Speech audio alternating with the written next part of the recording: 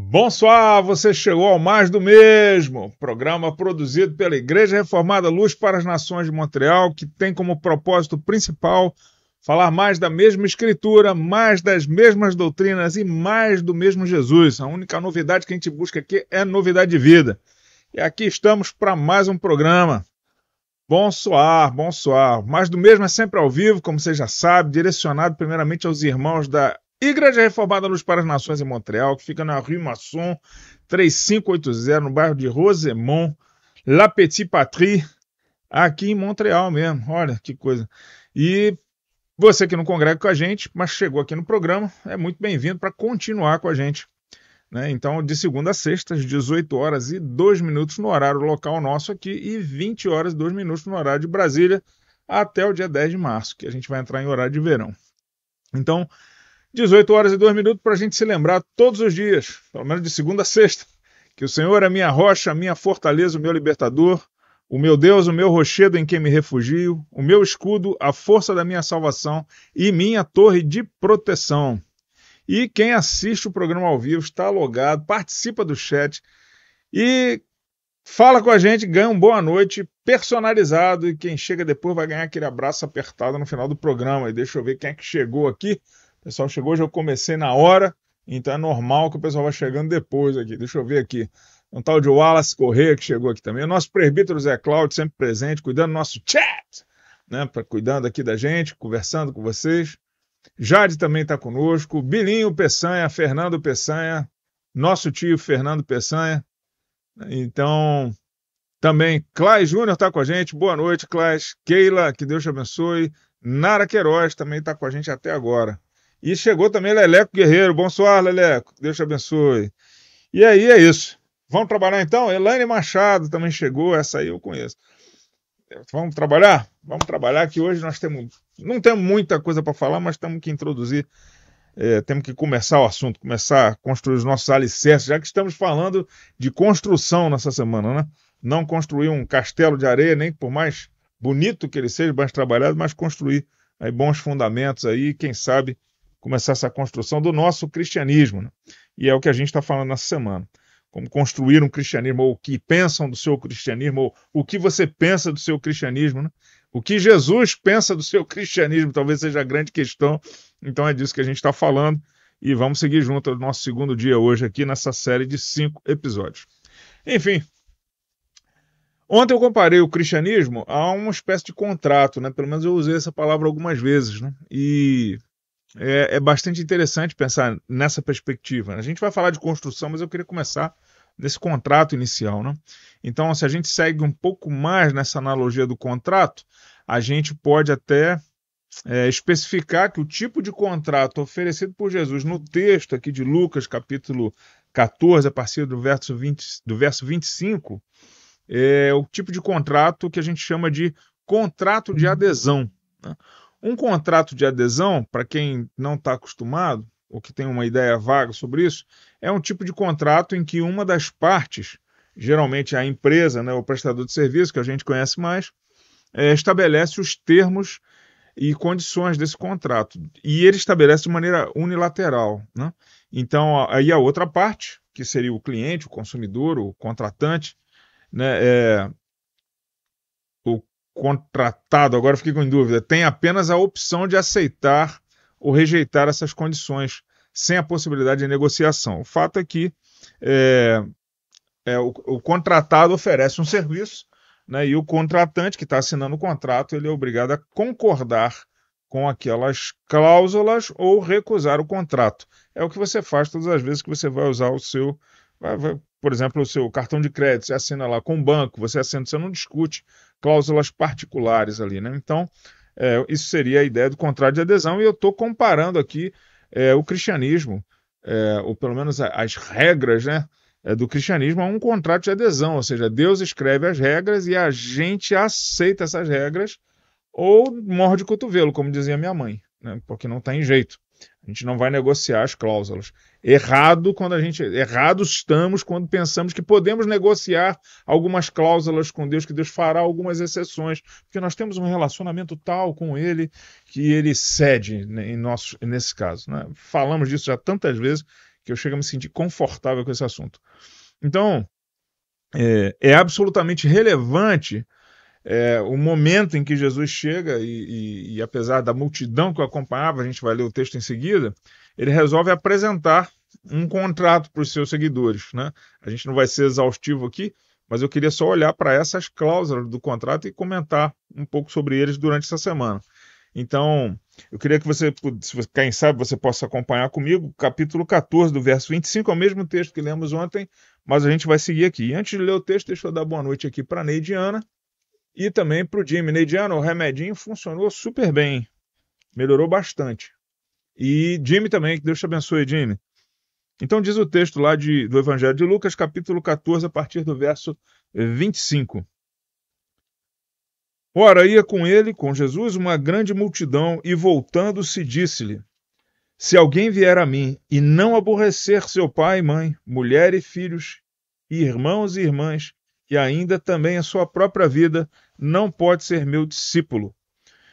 Eu vou ler só até aqui, não vou ler o texto hoje todo não, porque a gente vai ficar só nessa primeira parte aqui do contrato. Talvez seja a única parte difícil aqui, talvez seja exatamente essa, entender esse aborrecer aqui.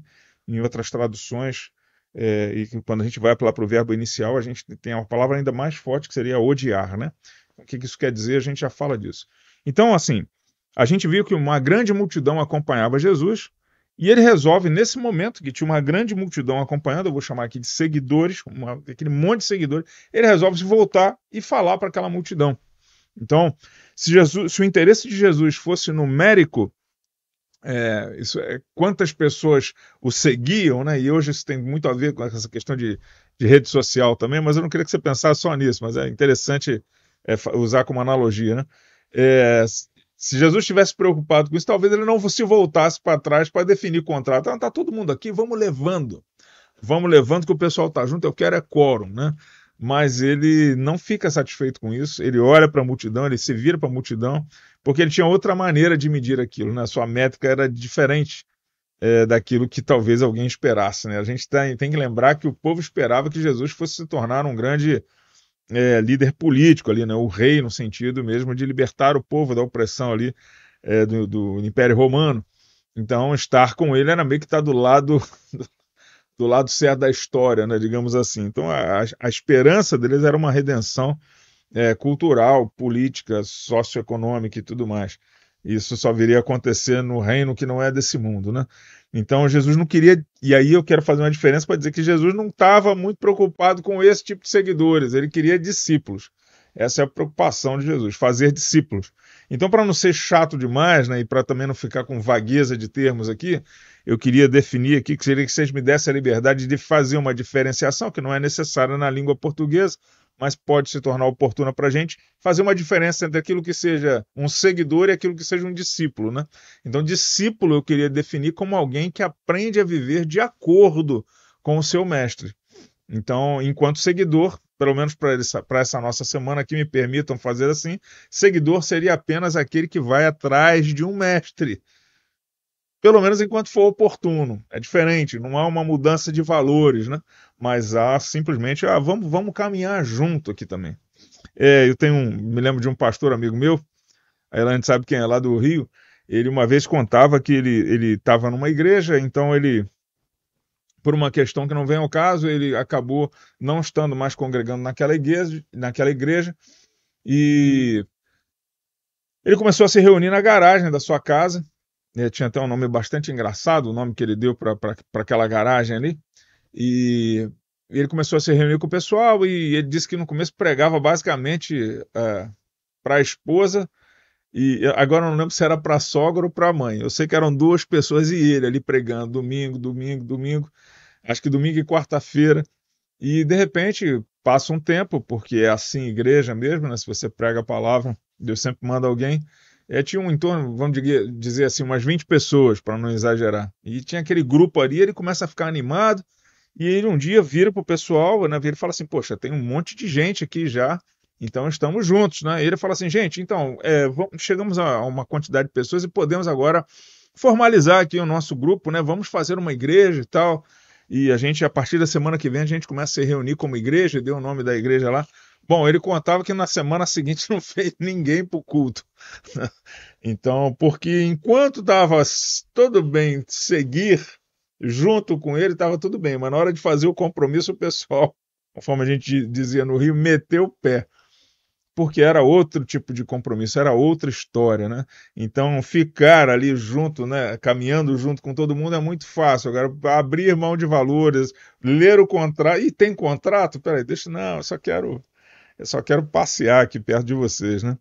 Então, naquele primeiro momento, ele achou que tinha muitos discípulos de Cristo junto com ele naquela perspectiva, né? Mas, na verdade, ele só tinha ali seguidores, né? Então, é uma história real que serve para exemplificar esse nosso ponto, né? Antes de eu continuar, deixa eu dar boa noite para a Rita e também para o Jorge aqui. Que Deus abençoe vocês. Então, seguir o cristianismo, eu estou fazendo essa diferença entre seguidores e discípulos, né? Propositalmente, seguir o cristianismo pode ser diferente de se tornar um discípulo de Cristo. Pode ser que a gente esteja seguindo uma igreja, pode ser que a gente esteja seguindo até um programa na internet, assim, hipoteticamente, um programa na internet, a gente está seguindo esse programa aí da internet, né? Agora a gente usa esse termo, né? Eu tenho um monte de canais que eu sou inscrito, eu sou seguidor de um monte de gente, mas acho que não sou discípulo de nenhum deles. Então pode ser que a gente tenha seguido uma igreja, esteja seguindo aquela multidão, né? Tá todo mundo indo para aquele lado, eu vou junto também, porque parece que tá legal, o pessoal parece estar gostando, né? Aquela coisa que quando você vai no restaurante você não conhece, procura ver se tem gente, né? Porque se estiver muito vazio, você pode ser que isso já seja um indicador, né? Então, vamos aproveitar, porque já está todo mundo junto, e eu fico pensando no povo daquela época ali, vai que Jesus faz um milagre aí. Então, vamos ficar ali com esse pessoal, o pessoal é legal, né? Não bebe muito, não tem muitos vícios, quem descobriu que tem pecado está tentando melhorar, então vamos ficar ali, é bom. Eu me lembro de um senhor que dizia assim, não, eu gosto que meu filho vai à igreja, lá não tem maconhado, né, como falava antigamente, então aquilo era um consolo para ele, e aí você vai tendo aquela galera, né, se juntando ali no entorno de Jesus. O pessoal é maneiro, você é bem recebido na maioria das vezes, tá todo mundo se batizando, eu vou também me batizar, né, vamos junto lá, tal, não sei o que, eu estou me remetendo na minha cabeça aqui a uns vídeos que eu vejo de vez em quando de pessoas, que vai aquela galera se batizar ao mesmo tempo assim, né, 30, 40 pessoas, um piscinão, e eu fico imaginando, cara, pô, que legal a obra dessa igreja, tomara que não seja só seguidor, seja discípulo, né, descendo as águas. Então, mas o que eu quero dizer é que é muito fácil imitar o comportamento de um discípulo, basta seguir junto, você pega o jeito, pega o cacuete, né, então você passa a falar igual se você ficar naquela comunidade, e Jesus podia simplesmente ter surfado naquela onda e ter caminhado junto com todo mundo, já tem gente suficiente aqui do meu lado. Na minha versão aqui diz uma grande multidão, outra versão que eu estava lendo diz grandes multidões, eu nem imagino o que é isso, grandes multidões, para ser plural, né? Então, Jesus para, olha-se, volta-se, né, para trás e diz, manda na lata, se alguém quiser vir a mim e não aborrecer a seu pai, mãe, mulher, filhos, irmãos, irmãs, ainda tem, e também a sua própria vida não pode ser meu discípulo. Né? Imagina para o marqueteiro, que desespero essa hora. Né? Então, o que Jesus volta para trás para dizer, e a explicação desse texto não é nada complexa, né? Principalmente quem tem a versão dizendo assim, quem não odiar seu pai, sua mãe, ou tal, não odiar a própria vida, a ideia é de amar menos. Né? Deus precisa ser nessa primeira cláusula, causa 1 desse contrato, talvez a mais importante de todos, é que quando a gente decide ser seguidor de Cristo, se a gente quer construir um bom fundamento, a gente precisa entender que ele precisa ser a prioridade absoluta em qualquer aspecto da nossa vida. Mais do que a nossa família. Minha esposa sempre conta um testemunho que ela disse que uma vez criança ainda, a mãe dela falava, você precisa amar a Deus mais do que a mim mesmo. E ela dizia, ainda pequena, né? Ai, Deus, desculpa, porque eu gosto muito mais da minha mãe. Então a gente entende perfeitamente o que é isso e Deus também, mas quando a gente chega à fase adulta e a gente começa a definir prioridades, o que Jesus está dizendo para a gente, que se a gente quiser ser discípulo dele, nenhum outro valor pode estar acima dessa relação. E é claro que amando a ele, amaremos o próximo como a nós mesmos. Mas o que ele está dizendo, como ele mesma expressão usa quando fala do dinheiro, eu não posso amar o dinheiro da mesma maneira que eu amo a Deus, porque eu estaria servindo a dois senhores. E a ideia aqui é do amar menos. A primeira cláusula desse contrato de adesão é que Deus deverá ser a sua prioridade absoluta, a tal ponto que você deve amar mais a Deus e os seus preceitos do que a sua própria vida. E é necessário que nós amemos a Jesus mais do que amamos a nós próprios. E será que é esse o lugar que Deus ocupa na nossa vida? Né? O nosso querido reverendo Hernandes Dias Lopes diz que o discípulo de Cristo, na contramão dos ditames da psicologia moderna, não é aquele que busca a afirmação do eu, mas aquele que imperativamente renuncia à sua própria vida e toma sobre si a cruz, o mais terrível método de execução, sacrifício e não autopromoção. Esse é o preço do discipulado. Então, talvez o primeiro passo consciente do seguidor que quer se tornar discípulo, porque a gente começa seguindo, né, e depois vai se tornando discípulo, é reconhecer que esse preço é muito alto, mas reconhecer acima de tudo que ele deve ser pago e que vale a pena pagar, né? Então, se olharmos para esse contrato na sua primeira cláusula e olhando que esse contrato estabelecerá uma base para nós construirmos o cristianismo, eu preciso lembrar que a primeira coisa, a mais fundamental de todas, eu preciso reconhecer que só há um Senhor na minha vida e a Ele eu preciso me dedicar. Eu já sabia disso, Wallace. É verdade, eu também sei disso há muitos anos. Mas tornar isso uma realidade, diferenciar o fato de sabermos e seguirmos junto com a maré, para diferenciar esse ato de seguirmos do ato de crermos e entregarmos o nosso coração, talvez seja o que vai fazer toda a diferença na sua vida devocional, na sua vida de devoção a Deus. Então percebam que eu não estou falando que nós devemos amar mais a igreja, o templo, as reuniões, do que a família. Mas nós precisamos colocar Deus, inclusive, acima da nossa família. Então, só para não fazer essa confusão. Então eu estimulo a você a pensar um pouco nisso hoje, porque o versículo de amanhã, junto com os exemplos que a gente vai dar, eu posso até ler ele agora, né? Diz que qualquer que não levar a sua cruz e não vier após mim, não pode ser meu discípulo. E aqui, de uma maneira bem simples, eu quero adiantar o que vou falar um pouco amanhã. Ninguém sobe com a cruz nas costas para chegar lá em cima, deixar a cruz e descer para continuar a vida. Caminhar com Jesus e se tornar o seu discípulo é subir o Calvário com a certeza de que lá você morre. E a sua vida passa a ter outro propósito, né? Então eu queria te estimular a pensar nisso, olhar para o seu castelo, a sombra do castelo de areia e do castelo de pedras, ela é muito igual, mas eu quero saber se ele resiste aos terremotos da fé, né, quando a sua fé for provada. Então, nesse sentido, eu queria que você pensasse, orasse, quem sabe você pode ter um tempinho depois e dizer para Deus, Deus, talvez eu esteja só te seguindo, mas eu quero me tornar um discípulo. Ou se você já for um discípulo, talvez seja o momento de agradecer a Deus por ter te dado ter te ensinado a tê-lo como prioridade absoluta na sua vida. Que Deus te abençoe. Então, ore nesse sentido. Bom? Passa a vinheta. E assim a gente chega mais ao final de um programa. Naquilo que eu acertei, glória a Deus. Naquilo que eu errei, a glória é minha mesmo, como vocês já sabem. E amanhã, se o Senhor permitir, tem mais do mesmo livro, mais das mesmas doutrinas e mais do mesmo Cristo. Aquele que é prioridade na nossa vida, ou pelo menos precisa ser prioridade na nossa vida. Né? E você que chegou aqui em outro horário, não estava ao vivo com a gente, não pôde perceber, ou pelo menos eu não pude perceber, fica o abraço apertado da ILPN, da nossa igreja. Então, se estiver passando aqui por Montreal, vem visitar a gente, só não pode sair sem ganhar um abraço de verdade. Tá bom? Um abraço de urso. Então, que Deus te abençoe. À bientôt, à la prochaine. Au revoir. Até mais. Paz, irmãos.